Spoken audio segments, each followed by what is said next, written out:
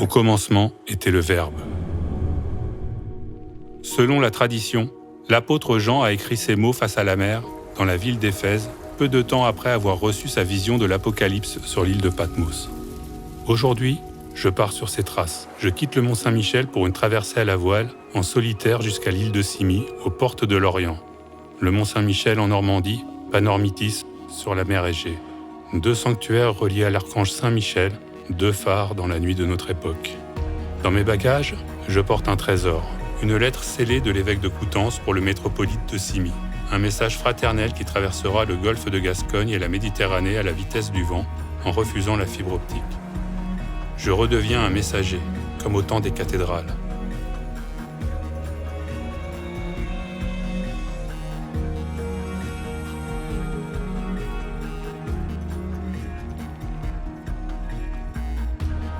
Ce voyage interroge. Qu'est-ce qu'une parole vivante quand les machines se mettent à parler ? Une parole algorithmique, électrique et binaire peut-elle répondre à une parole de lumière, solaire et trinitaire ? Tel Francis Richard Burton au XIXe siècle, qui partit remonter le Nil jusqu'à sa source, je décide de remonter à la source du Logos, le verbe dont témoigne l'apôtre Jean dans son évangile sur les terres d'Héraclite. Pour ce philosophe, 500 ans avant Jésus-Christ, le Logos est ce qui éclaire et exprime l'ordre du monde. Je pars naviguer sur la lame de l'épée de Saint-Michel.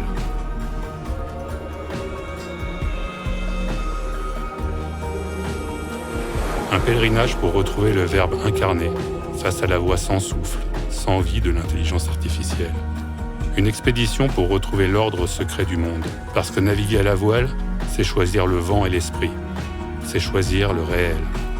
Mon voilier s'appelle Ancolie, le nom d'une fleur et de la beauté, mais aussi le nom de l'aigle, celui de Jean, celui de la vision.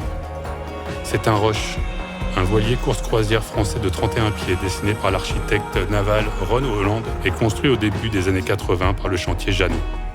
9,55 m, 1,70 m de tirant d'eau, une canne à pêche, un GPS et un panneau solaire de 135 watts pour pouvoir recharger la caméra qui me permettra de témoigner de ce voyage.